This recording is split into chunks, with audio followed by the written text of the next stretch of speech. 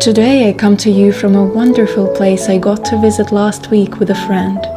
A beautifully refurbished manor house set amongst the picturesque lush green grounds. As much as I love nature, I am also fascinated by history and architecture, beautiful old buildings and quaint little cottages England is so abundant with.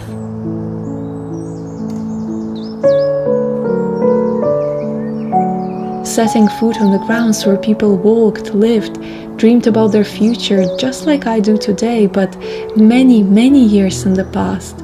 Imagining their lives, what they looked like, what they did in this exact same spot I am standing at today. Each step of the way there is history filled with souls and hopes of those who came before us.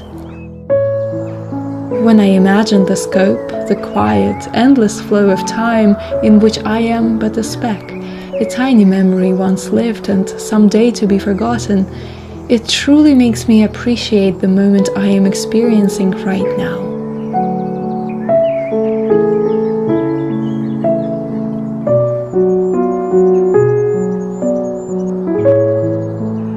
A golden, crisp morning filled with thousands of voices of birds.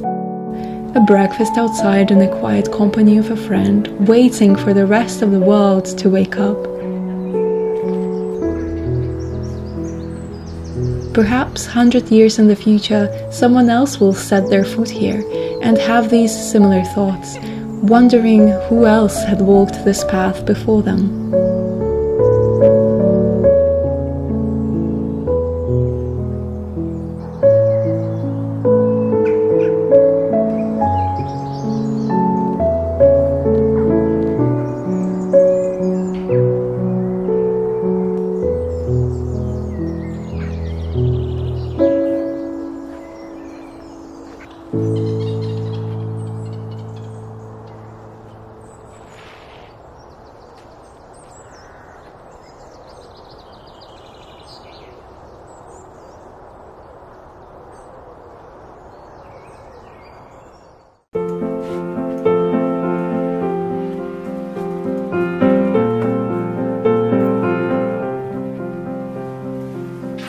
Winter was very long and very cold this year, turning into rainy, colder than usual spring, which seemed to have ended way too fast. I had herbs and tomato seedlings growing on my windowsill, sheltered from the unforgiving weather. Warm, sunny days came at last, and so came the time to plant them all outside. At a blink of an eye, my bare garden and empty flower beds turned into a jungle, bursting with green, white and pink so wildly and uncontrollably that it seems like nowadays I live in the garden most of the time. I live in a rented house, so there is only a limited amount of things I can do and plant, mostly in containers. I found this beautiful pink flowering strawberry at a garden center and decided to give it a go. I also planted basil, lemon balm, rosemary, coriander, marigolds, lupins, nasturtiums, blueberries, mini aubergines, peas and tomatoes, which is a lot for a small space like mine, and honestly I don't really know what I'm doing most of the time, but I am so excited to see how it turns out.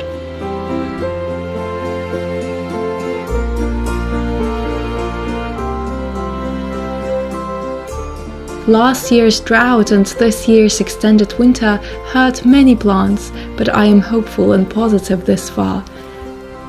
We finally had some summer days, and after a week-long warm spell, refreshing summer rain came at last.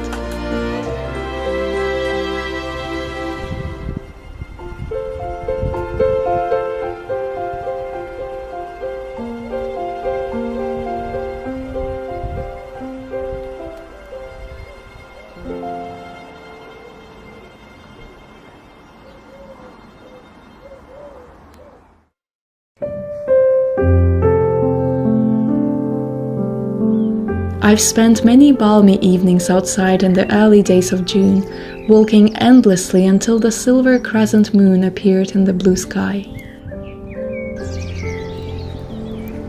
I finally feel lighter, better in my own skin and mind. I never had much of a relationship with summer or sunsets, preferring the eerie foggy mornings framed with bright yellow leaves on the ground and naked carcasses of trees standing tall above my head in late October. The darkness of an autumn day always felt more me, poetic in its melancholy of withered life.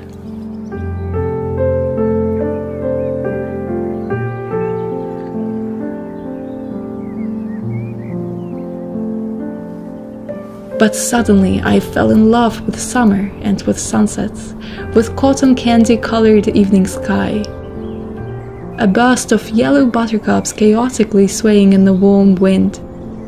The touch of scorching sun rays and a light linen dress on my skin. I suddenly feel at ease, letting go of expectations I always had about summer. Letting go of summer bucket lists and thousands things to do before it ends. The pressure that numbed me with this perfect, too deterministic image of life.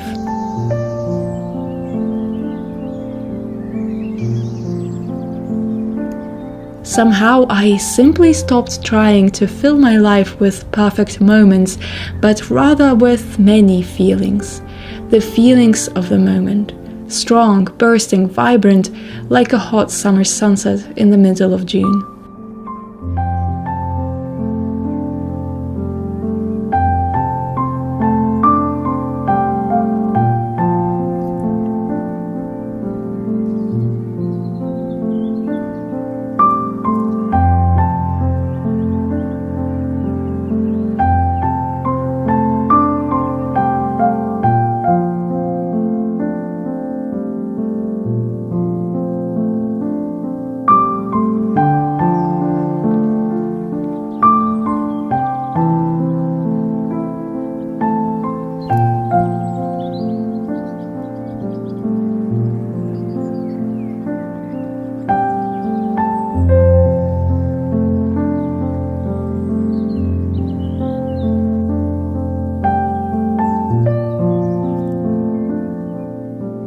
Thank you for spending your time with me today, and I hope you have a wonderful beginning of summer.